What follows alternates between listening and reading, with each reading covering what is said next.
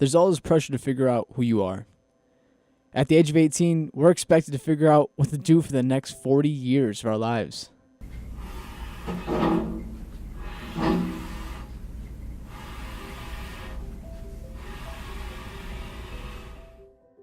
I mean, look, here I am trying to set up a shot that I probably won't even use in this video.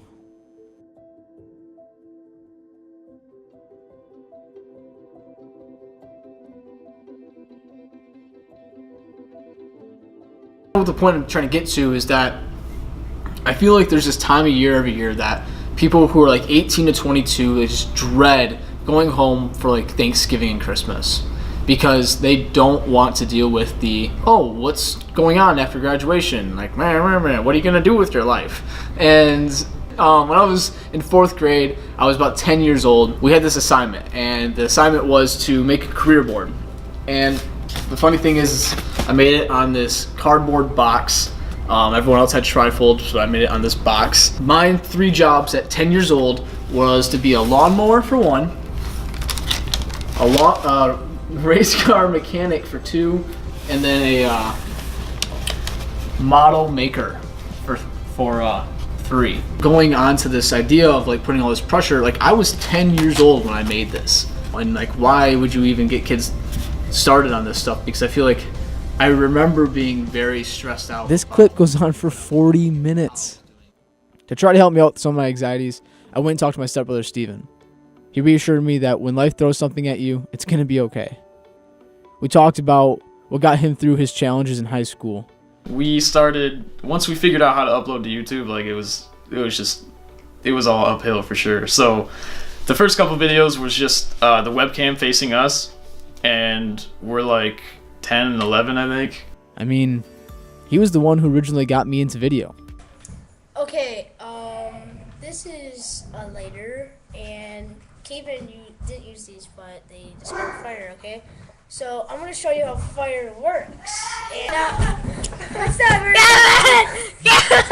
they're not the biggest flames in the world, but it's still fire. And From the junior year, I think, we made a ton of vines, and again, none of them had a really real point. They were just us messing around in the summer and like school years and just doing stuff that made no sense.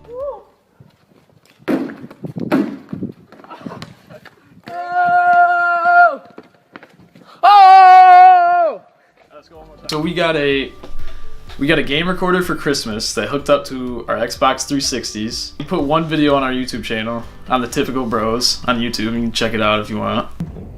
Oh my god! We were just talking about children. I didn't hit my chest hard enough.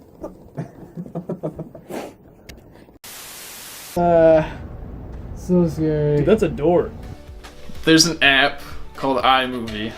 You can literally make a movie out of it. But we took advantage of the trailer feature, and we made a bunch of really goofy, like nonsensical trailers, obviously fake, and we like made up the movie title and made up the story as we went along. It was super fun, and we actually like acted them out, which was the most fun because these other things we were just being dumb and like it was all improv. This we had like more thought into it, and went more along with the other person, like knew what they were gonna do, and it was really fun.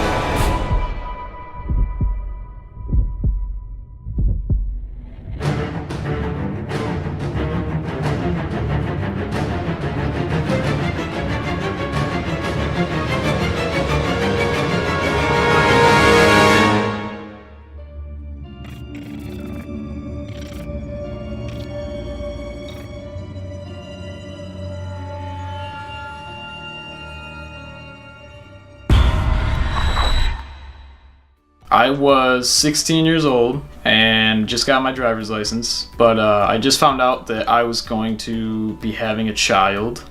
It was obviously a rough patch for me and for my life, especially at 16.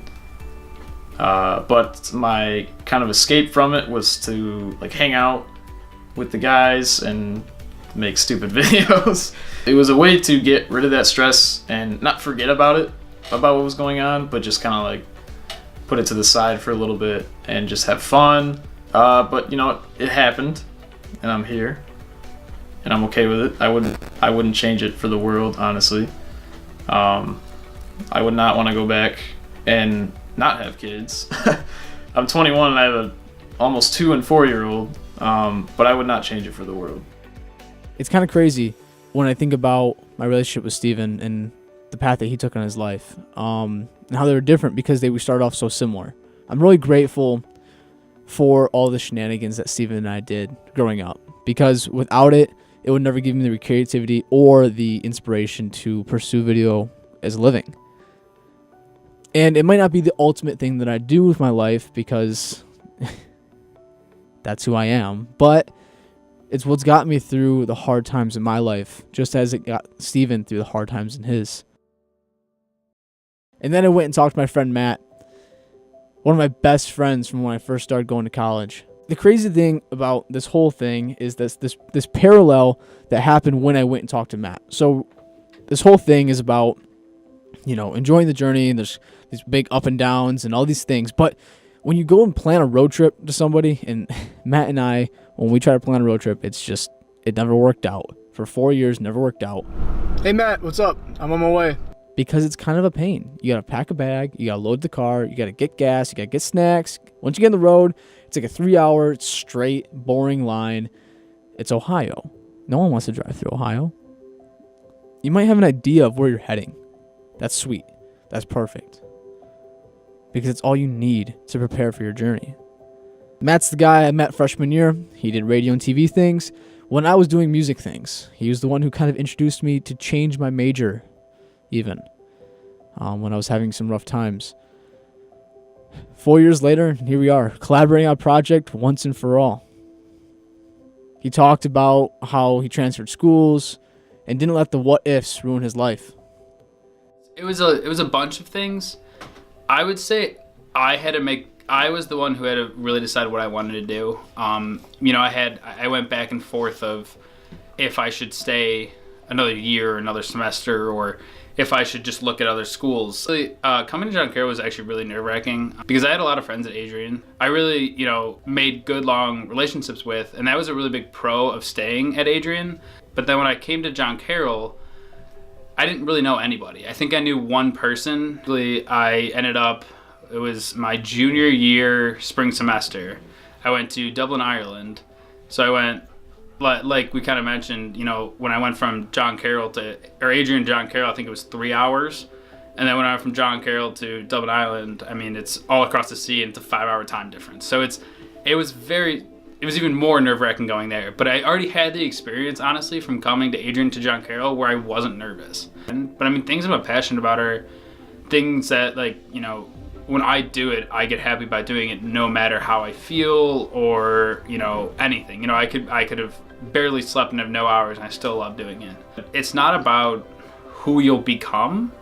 It's more about why you like doing it. If you're doing something and say 2 people might be affected by it, first off, it's affecting 2 people that weren't affected by it before, and then you're actually getting something out of it because you love doing it. As long as the passion is there about what is being done, that's really all that matters. It might be difficult at sometimes because you might think, oh, I'm not getting famous, or I might not be getting, the recognition that I think I deserve. But at the same time, if you keep having passion about it and doing it, you'll be able to get to that goal eventually.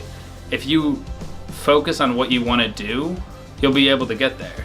And it's difficult, but having the true passion and will to do something is what makes everything better. Man, I probably should listen to my friends a little bit more.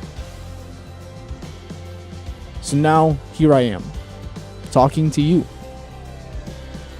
And you're probably wondering what I learned from all this. And here's my academic way of saying it. Your life won't be full of straight A to B lines.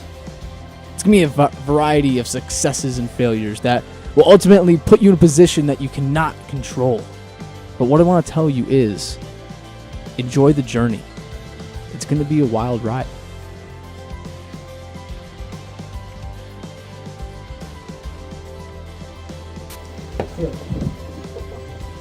I didn't hit my chest hard enough. That's gonna be enough, I think. If there's not good stuff in 40 minutes, I'm changing my major.